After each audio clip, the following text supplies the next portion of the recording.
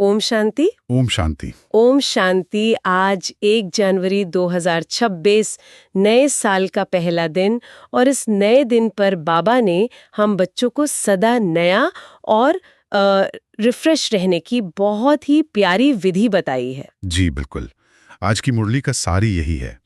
बाबा का महावाक्य है, मीठे बच्चे तुम बाप के पास आए हो रिफ्रेश होने। और रिफ्रेश कैसे होंगे? बाबा कहते हैं बाप और वर्षे को याद करो तो सदा रिफ्रेश रहोगे। मतलब नए साल का समझिए सबसे बड़ा तोहफा ही बाबा ने दे दिया है। हाँ, और इसी के साथ बाबा ने समझदार बच्चों की निशानी भी बताई है। मुरली में एक प्रश्न है कि समझदार बच्चों की मुख्य निशानी क्या होगी? और उसका उत्तर बाबा ने इतना सुंदर दिया है। बाबा कहते हैं कि जो समझदार हैं उन्हें अपार खुशी होगी। अपार खुशी? जी, अगर खुशी नहीं तो बुद्धि पत्थर है। समझदार मतलब जो पारस बुद्धि बन रहा है और दूसरों को भी बनाने की सेवा में लगा है। चलिए, तो मुरली की गहराइयों में चलते हैं। सबसे पहली बात जो बाबा कहते हैं, जो हम हमेशा सुनते हैं, देही अभिमानी बनो। इस पर बाबा इतना जोर क्यों देते हैं? ये ज्ञान का फाउंडेशन है। देही अभिमानी मतलब खुद को देह न समझकर आत्मा समझना। मैं एक आत्मा हूँ। हाँ, मैं एक आत्मा हूँ। और बाबा कहते हैं ये जरूरी इसलिए है क्योंकि आत्मा ही तो अपने पारलौकिक बाप को पुकारती है, शरीर तो नहीं पुकारता। तो जब हम खुद को आत्मा समझेंगे तभी तो पतित पावन बाप से पावन बनने का वर्षा ले पाएंगे। ये ज्ञान बुद्धि में तभी बैठेगा। और इसी से जुड़ी एक और बात है कि ये दुनिया पुरानी है या नहीं, इसका विवेक रखना। बाबा कहते हैं कई लोग तो कलयुग में ही समझते हैं कि हम स्वर्ग में बैठे हैं। बिल्कुल। बाबा ने इसके लिए एक शब्द इस्तेमाल किया है, जड़जड़ी भूत अवस्था। मतलब बुद्धि जैसे जड़ हो गई है, सोच ही नहीं पा रही। हाँ, वो थोड़े से सुख को ही सब कुछ मान लेते हैं। जी, उन्हें ये अंतर ही नहीं पता कि कलयुग तो पतित दुनिया है, दुखधाम है, और सतयुग पावन दुनिया है, सुखधाम। ये स्पष्टता बुद्धि में होनी चाहिए। और जो खुद पारस बुद्धि बनते हैं उनका तो पुरुषार्थ ही यही होता है कि दूसरों को भी बनाना है। इसमें लज्जा की कोई बात नहीं। तो मुरली का जो मुख्य विषय है रिफ्रेशमेंट, जी। उस पर आते हैं। बाबा के पास आके हम रिफ्रेश कैसे होते हैं? दुनिया में भी तो लोग रिफ्रेश होने जाते। हाँ, पर वो रिफ्रेशमेंट बहुत अलग है। वो टेम्पररी है। आप कहीं घूम कर आते हैं तो शरीर और भी थक जाता है, पैसा भी खर्च होता है। सही बात है। यहाँ हम आत्माएं 63 जन्मों की यात्रा से थक कर अपने रूहानी बाप के पास आई हैं विश्राम पाने। और यहाँ बाप रोज हमें ज्ञान सुनाकर हमारी आत्मा को, हमारी बुद्धि को रिफ्रेश करते हैं। ये है अविनाशी रिफ्रेशमेंट। मतलब ये एक आंतरिक स्थिति है, बाहरी नहीं। बिल्कुल। ये रिफ्रेशमेंट याद से जुड़ा है। जितना हम बाप को और अपने सतयुगी वर्षे को याद करते हैं, हम तमो प्रधान से सतो प्रधान बनते जाते हैं। आत्मा की बैटरी चार्ज होती है। हाँ, वही सच्चा रिफ्रेशमेंट है। और इसी का परिणाम है अविनाशी विश्राम, जो हमें मिलता है सतयुग में, विश्रामपुरी में, जहाँ सुख है, शांति है, संपत्ति है, कोई थकानी नहीं। और बाबा कहते हैं कि इसका पुरुषार्थ भी बहुत सहज है। बहुत सहज। बस मीठे मीठे बच्चे बाप को याद करो। बाबा कहते हैं हमारा फर्ज है कि सबको ये पैगाम दें, दुनिया वालों को बताएं कि अगर अविनाशी रिफ्रेश होना है, अविनाशी विश्राम पाना है, तो बाप और वर्षे को याद करो। तो एक तरफ है ये अविनाशी रिफ्रेशमेंट जो बाप से मिलता है, और दूसरी तरफ है वो कारण जिसकी वजह से हमें इसकी जरूरत पड़ती है। मुरली में उसे माया का श्राप कहा गया है। जी, ये एक ही सिक्के के दो पहलू हैं। संगम युग पर हम इन दोनों को बहुत स्पष्ट रूप से जानते हैं। बाबा ने समझाया कि जब द्वापर से माया यानी रावण का श्राप मिलता है तो क्या होता है? सब कुछ खत्म होने लगता है। हाँ, पवित्रता, सुख, शांति, धन सब खत्म हो जाता है।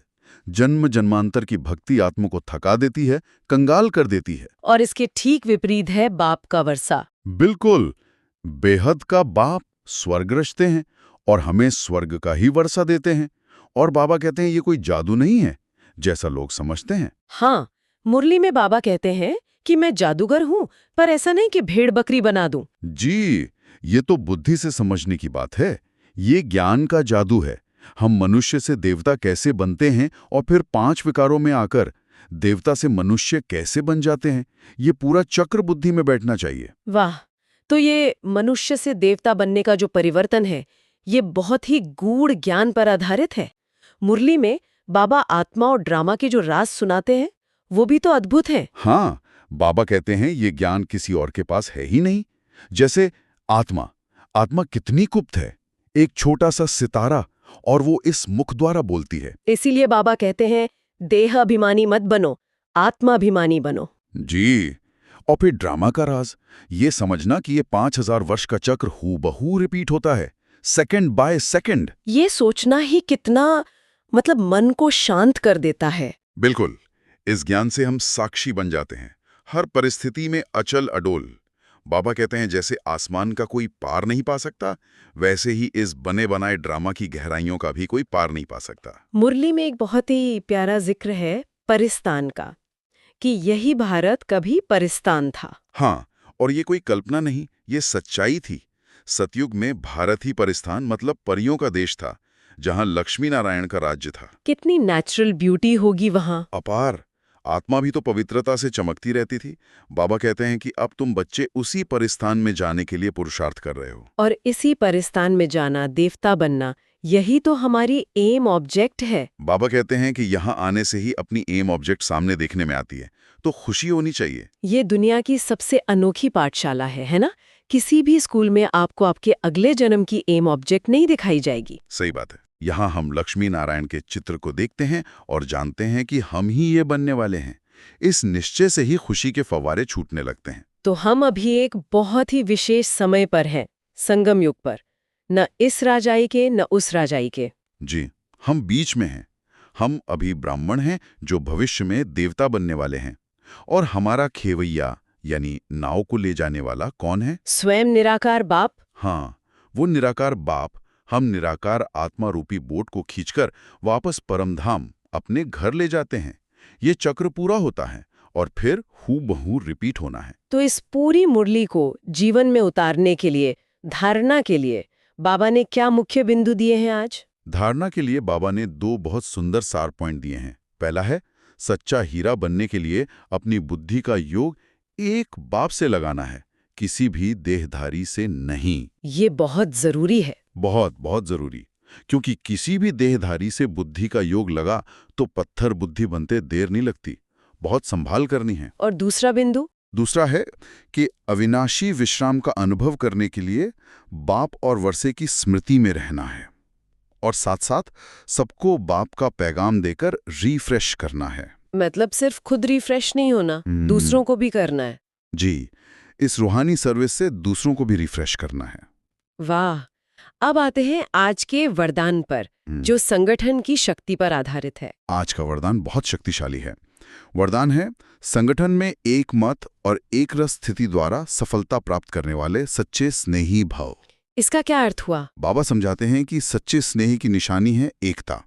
जहां संगठन में एक ने कहा, दूसरे ने माना, जहां ऐसी एक मत और एक रस स्थिति होती है, वो संगठन सेवा का साधन बन जाता है। और बाबा कहते हैं ऐसी एकता के आगे माया भी हार मान लेती है। जी, जहां माया दिखती है कि इनकी यूनिटी बहुत अच्छी है, एक दूसरे के स्नेह का घेरा है, तो वहां वो आने की हिम्मत ही नहीं रखती। और यही संस्कार फिर सतयुग में एक राज्य की स्थापना करते हैं। और आज का स्लोगन भी इसी से जुड़ा है, कर्म और योग का बैलेंस रखने वाले ही सफल योगी हैं। बहुत गहरा स्लोगन है। सफलता के लिए दोनों का बैलेंस चाहिए।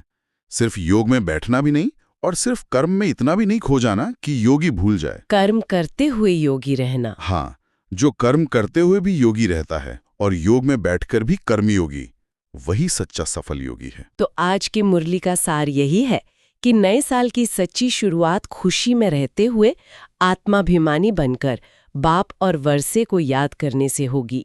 यही है सच्चे अर्थों में रिफ्रेश होना। बिल्कुल।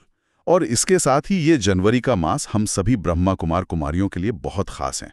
ये हमारे मीठे साकार बाबा ब्रह्मा बाबा की स्मृतियों का मास है। जी। और इस मास के लिए बाबा के अव्यक्त इशारे हैं कि हम सभी बच्चे ब्रह्मा बाप समान संपूर्ण बनने के लिए और बंधन मुक्त जीवन मुक्त स्थिति का अनुभव करने के लिए पूरा मास मन और मुख का मौन रखें। मन और मुख का मौन, ये एक बहुत शक्तिशाली पुरुषार्थ है। जी, इसका मतलब ये नहीं कि हम बोले ही नहीं।